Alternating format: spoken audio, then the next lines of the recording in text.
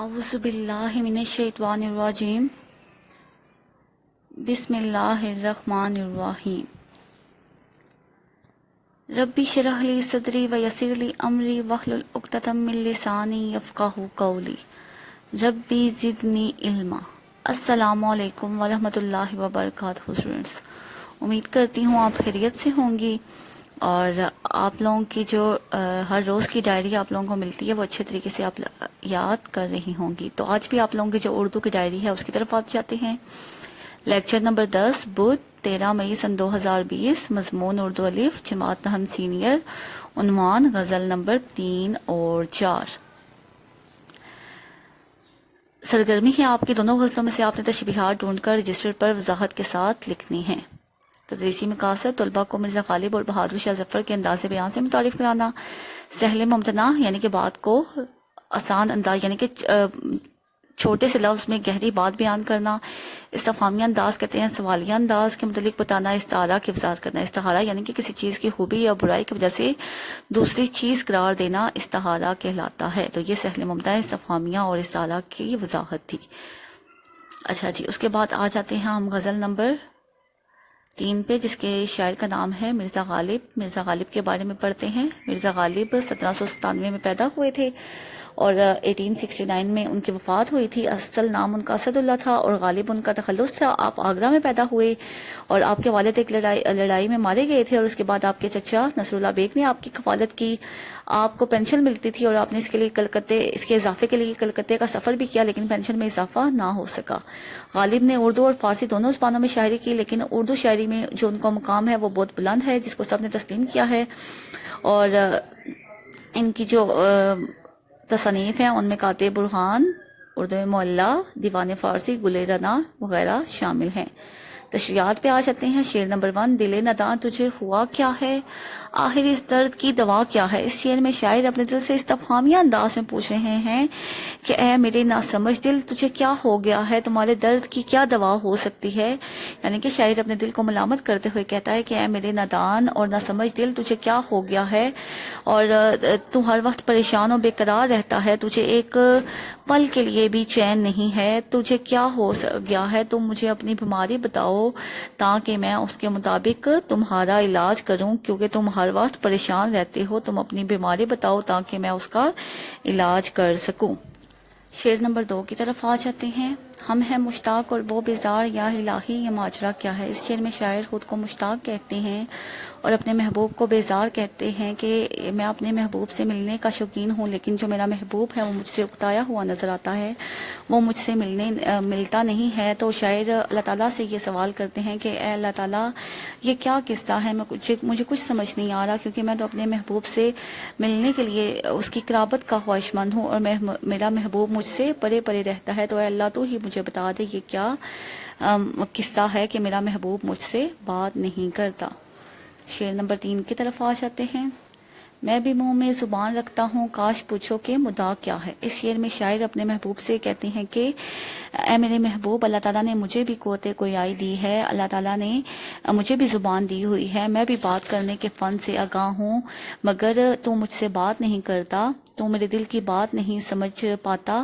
تو شاعر بڑی حسرت سے کہتا ہے کہ کاش میرا محبوب مجھ سے پوچھے کہ میرے دل میں اس کے لیے کیا جذبات چھپے ہوئے ہیں، اور میری یہ آرزو ہے کہ میرا محبوب میرے حال سے آگاہ ہو۔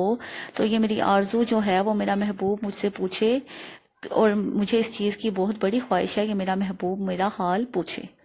شعر نمبر 4، ہم کو ان سے وفا کی ہے امید جو نہیں جانتے وفا کیا ہے۔ اس شعر میں شاعر کہتے ہیں کہ یہ ہماری کم عقلی ہے اور کہ ہم ان لوگوں سے وفا کی امید باندھ لیتے ہیں جنہیں وفا کا مطلب ہی نہیں سمجھ آتا، انہوں نے نہ کبھی کسی سے وفا کی ہوتی ہے، نہ کبھی وہ وعدے کبھی انہوں نے پورے کیے ہوتے ہیں۔ تو یہ ہماری کم عقلی اور ہماری نہ سمجھی ہوتی ہے کہ ہم ایسے لوگوں سے وفا کی امید باندھ لیتے ہیں جنہیں وفا کا مطلب ہی سمجھ میں نہیں آتا، اور یہ ہماری کم عقلی اور نہ سمجھی ہے کہ ہم ان لوگوں سے وفا کی امید باندھ لیتے ہیں۔ شعر نمبر 5 کی طرف آ جاتے ہیں۔ ہاں بلا کر تیرا بلا ہوگا اور درویش کی صدا کیا ہے۔ اس شعر میں شاعر ایک کہ شاعر اپنے محبوب سے کہتے ہیں کہ اے میرے محبوب تو میرے ساتھ اچھا کر تاکہ تیرے ساتھ بھی اچھا ہو. ہم فقیروں کی یہی صدا ہے. ہم فقیر یہی کہتے ہیں کہ جو ہمارے ساتھ اچھا کرتا ہے ہم بھی اس کے لیے دعا کرتے ہیں کہ اللہ تعالیٰ اس کے لیے بھی اچھا کرے. تو شاعر کہتا ہے کہ یہ دنیا مکافات عمل بھی ہے, اس میں جو بویا جاتا ہے وہ کاٹا جاتا ہے. اس لیے اے میرے محبوب تم بھی میرے لیے اچھا کرو تاکہ تمہارے ساتھ بھی تم میرے ساتھ اچھا سلوک کرو تاکہ تمہارے ساتھ بھی اچھا سلوک ہو, اور اللہ تعالیٰ تمہارے ساتھ بھی اچھا کرے تاکہ تم میرے ساتھ اچھا کرو. شعر نمبر 6. جان تم پر نثار کرتا ہوں میں نہیں جانتا صدا کیا ہے. اس شعر میں شاعر کہتا ہے کہ اے میرے محبوب میں تم پر جان نثار کرتا ہوں, اور بھی دنیا میں بہت سے لوگ ہوں گے جو تم سے چاہت کا دعویٰ کرتے ہیں لیکن وہ محض زبانی باتوں سے کام چلاتے ہیں. میں تمہیں صرف دعا دینے کا قائل نہیں ہوں بلکہ میں تمہاری خوشی کے لیے اپنی جان تک قربان کرنے کے لیے تیار ہوں, اور میں اس بات پر فخر محسوس کرتا ہوں. اور بھی لوگ ہوں گے جو تم سے زبانی کلامی باتوں میں کہتے ہوں گے کہ ہم تم پر جان دے سکتے ہیں لیکن میں زبانی بات نہیں کرتا, تم مجھے آزما لو میں تمہارے لیے جان بھی دے سکتا ہوں. شعر نمبر 7. میں نے مانا کہ کچھ نہیں غالب مفت ہاتھ آئے تو برا کیا ہے. اس شعر میں شاعر کہتے ہیں کہ میں نے اس چیز کو تسلیم کر لیا ہے کہ میری کوئی قدر و قیمت نہیں ہے, میں بغیر قیمت کے تجھے مل رہا ہوں, میں تیرے کسی کام کا نہیں ہوں, میری تیرے آگے کوئی حیثیت نہیں ہے. لیکن شاعر اپنے محبوب سے کہتے ہیں کہ اے میرے محبوب تم یہ بھی تو دیکھو میں تمہیں بغیر قیمت کے مل رہا ہوں. دنیا میں کوئی بھی چیز بغیر قیمت کے نہیں ملتی, تو اگر میں تمہیں بغیر قیمت کے مل ہی جاؤں تو اس میں کیا برائی ہے کہ تم مجھے نہیں لیتے. تم مجھے لے لو کیونکہ میں تمہیں بغیر قیمت کے مل رہا ہوں. اچھا جی, آپ مشق کی طرف آ جاتے ہیں. شاعر کو کن سے وفا کی امید ہے. شاعر کو ان سے وفا کی امید ہے جو وفا کا مطلب نہیں سمجھتے. شاعر نے اپنے دل کو ناداں کہا ہے. شاعر مشتاق ہے اور اس کا محبوب زار درویش کی لب پر یہی صدا ہے کہ جو دوسروں کے ساتھ اچھا کرتا ہے اس کے ساتھ اچھا ہوتا ہے. غالب نے مقطع میں اپنے محبوب کو کوئی قیمت نہیں بتائی. جملے اور معنی. دل ناداں معصوم دل. شاعر نے اپنے دل کو دل ناداں کہا ہے. مشتاق. شاعر اپنے محبوب سے ملنے کے لیے مشتاق ہے. بیزار. شاعر کا محبوب اس سے بیزار ہے. ماجرا قصہ. شاعر خدا سے پوچھ رہا ہے کہ یا الہی یہ کیا ماجرا ہے. مدعا. شاعر اپنے دل کا مدعا اپنے محبوب کو بتانا چاہتا ہے. آخری جو جملہ ہے اس کا وہ ہے صدا. صدا کا مطلب ہے آواز, اور فقیر نے گلی میں صدا لگائی. اچھا جی, اب آ جاتے ہیں غزل نمبر 4 کے پر جس کے شاعر کا نام ہے بہادر شاہ ظفر. یہ بہادر شاہ ظفر جو سے ہیں وہ 1775 کو پیدا ہوئے تھے اور نومبر 1862 میں ان کی وفات ہوئی تھی. تو بہادر شاہ ظفر کی یہ جو غزل ہے غزل نمبر 4 اس کے بارے میں پڑھتے ہیں. لگتا نہیں دل میرا اجڑے دیار میں, کس کی بنی ہے عالم ناپردار میں. شاعر بہادر شاہ ظفر کہتے ہیں کہ جو میرا شاعر بہادر شاہ ظفر خود کو کہتے ہیں کہ میرا جو دل ہے وہ اس اجڑے ہوئے ملک میں نہیں لگتا. میں اپنے ملک میں واپس جانا چاہتا ہوں کیونکہ بادشاہ کو رنگون میں قید کیا گیا ہے اور وہ اپنے زندگی کے جو دن ہے وہ گن کر گزار رہا ہے. شاعر کہتا ہے کہ میرا رنگون میں دل نہیں لگتا. میں اپنے ملک دلی واپس جانا چاہتا ہوں. میں وہاں پر اپنی زندگی گزارنا چاہتا ہوں کیونکہ رنگون مجھے ایک اجڑا ہوا وطن لگتا ہے. شعر نمبر 2. عمر دراز مانگ کے لائے تھے 4 دن, 2 آرزوں میں کٹ گئے 2 انتظار میں. اس شعر میں شاعر کہتے ہیں کہ ہم اللہ تعالیٰ سے 4 دن کی زندگی لے کر آتے ہیں اور 4 دن ہم جیتے ہیں, لیکن ایسا ہوتا ہے کہ یہ 4 دن کی جو زندگی ہے وہ ہمارے 4 دن کی زندگی ایسے گزرتی ہے کہ 2 ہم چیزوں کی آرزوں میں گزر جاتے ہیں اور 2 دن جو ہے وہ پھر ان جو آرزویں ہوتی ہیں ان کو پورا کرنے میں گزر جاتے ہیں. شاعر کہتا ہے کہ ہم اپنی خواہشوں کے پیچھے ہی لگے رہتے ہیں. شعر بھی ہے کیا خوب کہا شاعر نے, ہزاروں خواہشیں ایسی کہ ہر خواہش پہ دم نکلے, بہت نکلے میرے ارمان لیکن پھر بھی کم نکلے. شعر نمبر 3 کی طرف آ جاتے ہیں. بلبل کو باغباں سے نہ صیاد سے گلا, قسمت میں قید لکھی تھی فضل بہار میں. اس شعر میں شاعر نے خود کو بلبل کہا ہے اور اپنے ساتھیوں کو جو ہے وہ باغباں کہا ہے اور انگریزوں کو صیاد کہا ہے, تشبیہ دی ہے صیاد سے. شاعر کہتے ہیں کہ مجھے کسی سے کوئی بھی گلا شکوہ نہیں ہے. مجھے بلبل یعنی کہ شاعر کہتے ہیں کہ خود کو وہ بلبل کہہ رہے ہیں کہ مجھے باغباں یعنی کہ اپنے ساتھیوں سے کوئی گلا نہیں ہے کہ انہوں نے میری حفاظت نہیں کی اور جو انگریز ہیں وہ مجھے قید کر کے لے گئے. لیکن یہ بہار کے موسم میں جو بلبل ہے اس کی بہار کے موسم میں قید قسمت میں لکھی ہوئی تھی اور یہ ایک قید اس کو ملنی ہی تھی، اس لیے اسے کسی سے کوئی گلا شکوہ نہیں ہے۔ شعر نمبر 4، ان حسرتوں سے کہہ دو کہیں اور جاں بسے، اتنی جگہ کہاں ہے دل داغدار میں۔ بہادر شاہ ظفر جو ہے وہ کہتے ہیں کہ میں رنگون کی جو قید ہے وہ انہیں بالکل بھی پسند نہیں ہے۔ وہ دلی میں آزادی سے رہتے تھے لیکن انہیں انگریزوں نے قید کر لی ہے۔ شاعر کہتے ہیں کہ اب میرے دل میں کوئی حسرت اور کوئی خواہش باقی نہیں رہی، اور جو میری حسرتیں ہیں یا میرے دل میں اگر کوئی خواہش پیدا ہو رہی ہے تو وہ اپنی خواہشوں کو کہہ رہی ہیں کہ تم کسی اور گھر کا دل کا ٹھکانہ ڈھونڈ لو، کیونکہ میرا دل آگے ہی اتنا داغدار ہے، اس میں اتنے زیادہ غم ہیں کہ اب کسی اور حسرت یا خواہش کی جو جگہ ہے وہ میرے دل میں بالکل بھی نہیں ہے۔ شعر نمبر 5، دن زندگی کے ختم ہوئے شام ہو گئی، پھیلا کے پاؤں سوئیں گے کنجے مزار میں۔ اس شعر میں شاعر کہتے ہیں کہ میری زندگی کے جو دن ہے وہ میں گن گن کر گزار رہا ہوں، لیکن مجھے آخرکار اس بات کی تسلی ہے کہ اب میری پریشانیاں ختم ہونے والی ہیں، اور پریشانیوں سے چھٹکارا پانے کا واحد راستہ ہے موت۔ شاعر کہتا ہے کہ انسان کو بہت سی پریشانیاں آ گھیرتی ہیں، لیکن ان پریشانیوں سے چھٹکارا ایک ہی صورت میں ہو سکتا ہے کہ اس کو موت آ جائے۔ شاعر کہتے ہیں کہ مجھے بھی موت آنے والی ہے، اور میں بھی جو قبر ہے اس میں پاؤں پھیلا کے آرام و سکون سے سو جاؤں گا، کیونکہ میری جو زندگی ہے وہ ختم ہونے والی ہے اور میری پریشانیاں بھی ختم ہونے والی ہیں۔ شعر نمبر 6، کتنا ہے بد نصیب ظفر دفن کے لیے، 2 گز زمین بھی نہ ملی کوئی یار میں۔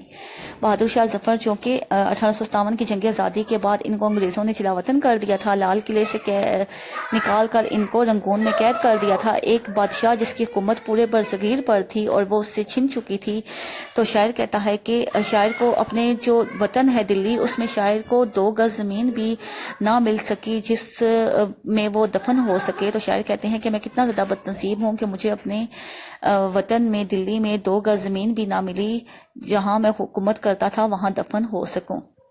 مشق، انسان کی عمر دراز 4 دن کیسے گزرتے ہیں؟ 2 دن آرزو میں گزر جاتے ہیں اور 2 دن انتظار میں۔ بلبل کو باغباں اور صیاد سے کیا گلہ ہے؟ نہ بلبل کو باغباں اور صیاد سے کوئی بھی گلہ نہیں ہے۔ بلبل کی قسمت میں بہار کے موسم میں قید لکھی ہوئی تھی۔ شاعر اپنی حسرتوں سے کہنا چاہتے ہیں وہ کسی اور گھر کا ٹھکانہ ڈھونڈ لیں۔ شاعر نے اپنی کس بد نصیبی، شاعر نے اپنے کہا ہے کہ مجھے اپنے وطن میں 2 گز زمین بھی دفن ہونے کے لیے نہیں ملی۔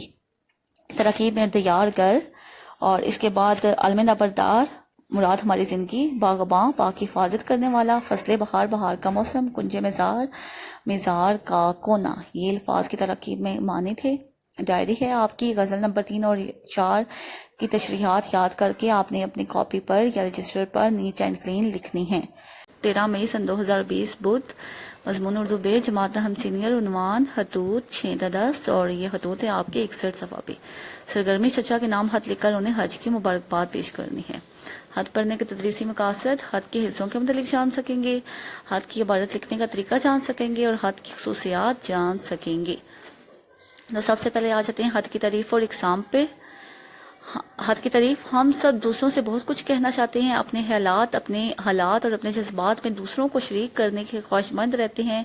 اگر اس خواہش کی تکمیل لکھ کر کی جائے تو اس کو خطوط نویسی کہا جاتا ہے، یعنی کہ لکھ کر اپنے جذبات، احساسات دوسروں کو بیچنا خطوط کہلاتا ہے۔ اب خطوط کی 2 قسمیں ہوتی ہیں، ایک ہوتا ہے رسمی خط اور ایک ہوتا ہے غیر رسمی خط۔ رسمی خط کون سا ہوتا ہے؟ رسمی خطوط وہ ہوتے ہیں جو کسی صاحب اختیار کو بھیجے جاتے ہیں، اور ان میں عام طور پر اپنے حالات و مسائل سے انہیں آگاہ کیا جاتا ہے اور ان کے حل کے لیے درخواست کی جاتی ہے۔ اچھا جی، اس لیے رسمی خط اور درخواست میں کچھ زیادہ فرق نہیں ہوتا، جبکہ غیر رسمی خطوط وہ ہوتے ہیں جو اپنے دوستوں، عزیزوں، والدین اور بے تکلف جاننے والوں کو بھیجے جاتے ہیں۔ چونکہ ان خطوط میں جذبات اور خیالات کا بے ساختہ ذکر ہوتا ہے، اس لیے غیر رسمی خطوط کو عادی ملاقات بھی کہا جاتا ہے۔ اچھا جی، خط لکھنے کے لیے ایک ضروری بات یہ ہے کہ جس کو خط لکھا جائے، جیسے مکتوب علی آپ کے سامنے بیٹھا ہے، یعنی کہ ایسے خط لکھیں گے جیسے جس کو خط لکھ رہے ہیں، یعنی کہ مکتوب علی وہ آپ کے سامنے بیٹھا ہے، اور خط میں بے تکلفی اور رشتے کا لحاظ دیکھ کر خط لکھنا چاہیے۔ خط کے حصے، خط کے 6 حصے ہوتے ہیں: لکھنے والے کا مختصر پتہ اور تاریخ، القاب، آداب، مضمون، نفس مضمون، اس کے بعد اختتام، نام اور مکتوب علیہ، یا نام اور پتہ مکتوب علیہ، یعنی کہ پتہ۔ اچھا جی، یہ آپ کو میں نے ایک بتا دیا ہے ایک سیمپل کہ آپ نے کیسے خط لکھنا ہے، خط کی پیشانی میں کیا کیا چیزیں آ جاتی ہیں، القاب و اداب آپ کیسے لکھ سکتے ہیں۔ نفس مضمون میں سب سے پہلے آپ خیریت پوچھیں، پھر خط تحریر کرنے کا مقصد بتائیں، اور خط تحریر کرتے وقت آپ موضوع الفاظ میں خط لکھیں۔ اس کے بعد اختتامیہ دعا و کلمات بھی آپ لکھیں، اور انداز مخاطب کیسا ہونا چاہیے، اگر بڑا ہے تو آپ نے کیسے جو الفاظ ہیں ان کا چناؤ کرنا ہے، اگر ہم عمر ہے تو کیسے الفاظ کا چناؤ کرنا ہے، تمہارا وغیرہ یوز کر سکتے ہیں۔ چھوٹے کو آپ پیارے ڈیئر وغیرہ بول سکتی ہیں، جبکہ بڑے اگر آپ سے عمر میں بڑے ہیں تو ان کو آپ قبلہ و کعبہ اور اس طرح کے آپ جو ہیں وہ الفاظ جو ہیں وہ اچھے ان سے چناؤ کر سکتی ہیں۔ تو آپ نے عمر کے لحاظ سے الفاظ کا چناؤ کرنا ہوتا ہے۔ اور اس کے بعد دیکھیں آپ کہ سب سے پہلے امتحانی مرکز، پھر تاریخ، پھر القاب و دعا، پھر نفس مضمون، پھر آخر میں دعائیہ کلمات کے ساتھ مکتوب علی کا نام اور پتہ۔ حدود 6 تا 10 کی طرف آ جاتے ہیں۔ اچھا اسٹوڈنٹس، اب آ جاتے ہیں خط نمبر 6 پہ۔ آپا کے نام خیریت کا خط لکھیں۔ سب سے پہلے آپ دیکھیں مقام روانگی، ٹھیک ہے، از کمرہ امتحان آپ لکھ سکتی ہیں، تاریخ، اس کے بعد القاب و آداب، القاب محترمہ ابا جان السلام علیکم، آپ کا خط آیا، پڑھا، امی جان کو سنایا، ابا جان نے بھی پڑھا، سب خوش ہوئے اور آپ کی سلامتی کے لیے دعائیں کی۔ اچھا آپا، آپ نے اپنی خیریت تو لکھی مگر دلہا بھائی کے متعلق کچھ نہیں لکھا، معلوم ہوتا ہے کہ وہ دورے پر ہیں، اگر گھر پر ہوتے تو آپ ضرور لکھتی۔ اچھا، تو اب ساتھ اسکول جانے لگا ہے یا نہیں؟ پیاری بہن، بچوں کی بھلائی اسی میں ہے کہ وہ پڑھ لکھ کر بہترین آدمی بنے، ملک کو قابل آدمیوں کی بے حد ضرورت ہے، خاندان اور قبیلے کا نام اسی سے روشن ہوتا ہے، اور یہی روشنی تمام متعلقین کی آنکھوں کے نور کو بڑھاتی ہے۔ دسمبر کی چھٹیوں میں آپ ضرور تشریف لائیں اور مل کر تعطیلات گزاریں گے، امی جان کی بھی یہی تاکید ہے، لہٰذا آپ ضرور تشریف لائیں، زیادہ آداب۔ آخر میں دیکھیں مقامی مکتوب علی کا پتہ، ٹھیک ہے، السلام، اور مکتوب علی کا نام اور پتہ۔ پھر آپ نے چچا کے نام، اگلا جو آپ کا خط نمبر 7 ہے، چچا کے نام، چچی کی خیریت کا خط لکھیں، ٹھیک ہے، اور آپ نے یہ دیکھیں کس طرح خط سٹارٹ ہوا ہے، ٹھیک ہے۔ اس کے بعد آپ نے مقام روانگی اور تاریخ اور القاب و آداب لکھ کے آپ نے خط کا مضمون لکھنا ہے، اور خط کا مضمون آپ کو میں نے بتایا ہے کہ آپ کا پیراگراف رائٹنگ میں آپ لوگ لکھا کریں، کوشش کیا کریں کہ جو بھی چیز لکھا کریں وہ آپ پیراگراف رائٹنگ میں ہی لکھا کریں۔ اور اس کے بعد ایسے لکھا، جب آپ کسی بندے کو خط لکھ رہے ہیں تو آپ غیر رسمی خط میں ایسا ہونا چاہیے کہ وہ آپ اس سے ایسا ہونا چاہیے کہ وہ بندہ آپ کے بالکل سامنے، آپ کو ایسا لگے کہ وہ ہم بالکل ایک دوسرے کے سامنے بیٹھ کر گفتگو کر رہے ہیں۔ اور خط نمبر 7، چچا کے نام، چچی کی خیریت کا خط، ٹھیک ہے، دیکھیں آپ شاید آپ نے خط نہ لکھنے کی قسم کھا رکھی ہے، ابا جان نے خط لکھا لیکن جواب ندارت، امی جان نے مکتوب بھیجا، رسید نہیں ہے، اب میں خود آپ کا بھتیجا خط لکھ رہا ہوں، امید ہے جواب سے محروم نہیں رہوں گا۔ سب سے پہلے یہ بتائیں کہ چچی جان کی طبیعت کیسی ہے، بخار اترا یا نہیں، ڈاکٹر صاحب کی کیا رہی ہے، ٹھیک ہے۔ اور پھر آگے وہ پوچھ رہے ہیں کہ اگر وہاں پر علاج تسلی بخش نہیں ہے تو آپ چچی کو یہاں لے آئیں اور دسمبر کی جو تعطیلات ہیں وہ مل کر گزاریں گے۔ اس کے بعد آخر میں آپ کا بھتیجا اور آگے مکتوب علی کا نام اور پتہ۔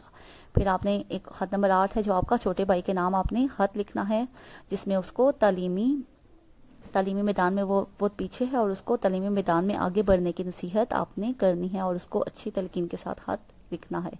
تو آپ دیکھیں گے خط کیسے لکھا گیا ہے کہ آپ کا خط آیا، پڑھ کر خوشی ہوئی، اب آپ صحت یاب ہو گئے ہیں، ابو جان کا مکتوب بھی موصول ہوا کہ نوید کو تعلیمی ضرورت ہے، جس کا مطلب یہ ہے کہ آپ دل لگا کر پڑھتے نہیں ہیں اور ایسے دوست پیدا کر رہے ہیں جو شریف کم اور آوارہ زیادہ ہیں۔ یہ دیکھیں کہ کس طرح چھوٹے بھائی کو وہ نصیحت کر رہے ہیں کہ ان کو وہ اچھے طریقے سے نصیحت کر رہے ہیں کہ ان کو پھر وہ آخر میں جب ان کو نصیحت کر رہے ہوتے ہیں تو وہ ان کو پھر آگے بتا رہے ہیں کہ جو بچے جو پڑھتے نہیں ہیں، جن کے دوست آوارہ زیادہ ہوتے ہیں، تو وہ پھر خود کے لیے بھی شرمندگی کا باعث بنتے ہیں اور اپنے خاندان کے لیے بھی شرمندگی کا باعث بنتے ہیں۔ تو ان کا بھائی ان کو کہتا ہے کہ مجھے یہ حق پہنچتا تھا کہ میں آپ کو سزا دوں، لیکن میں آپ کو سزا نہیں دے رہا، بلکہ میں آپ کو صرف سمجھا رہا ہوں کہ اگر آپ نہیں پڑھو گے تو فیل ہو جاؤ گے اور اپنی ناک اور کٹواؤ گے اور خاندان کے نام پر بھی حرف آئے گا اور دوسروں میں بھی عزت کوئی نہیں رہے گی، ٹھیک ہے۔ اور خط نمبر 9 ہے آپ کا دوست کے نام، اس کو منانے کا خط لکھیں، ٹھیک ہے۔ آپ کا دوست آپ سے ناراض ہے اور آپ نے اس کو کیسے منانا ہے، یا آپ کو ایک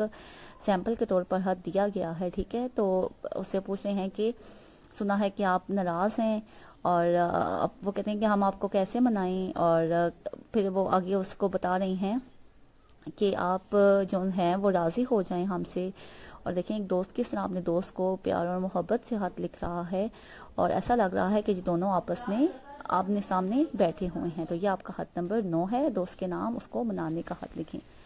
خط نمبر 10 ہے سہیلی کے نام خط لکھیں. اور سہیلی کے نام آپ نے جو خط لکھنا ہے وہ بھی ایسے ہی ہے کہ سب سے پہلے آپ نے از قبلہ امتحان، اس کے بعد آپ نے تاریخ، اس کے بعد آپ نے القاب و آداب کہ یہ آپ کی طبیعت تو ٹھیک ہے، قوت حافظہ میں کمی تو نہیں آ گئی، میرے وہم و گمان میں بھی نہ تھا کہ آپ مجھے بھول جائیں گی، نئی جگہ پر نئی سہیلیاں بنائے بغیر چارہ نہیں ہوتا، مگر ساتھ سہیلی تو فراموش نہیں ہوتی. جس طرح آپ مجھے بھولی ہیں کیا میں بھی آپ کو بھول جاؤں. آپ اپنی امی جان سے پوچھ کر لکھیے اور ضرور لکھیے کہ بھولنا اچھا ہے کہ یاد رکھنا، تاکہ اس کے مطابق میں اپنے آپ کو تیار کر سکوں.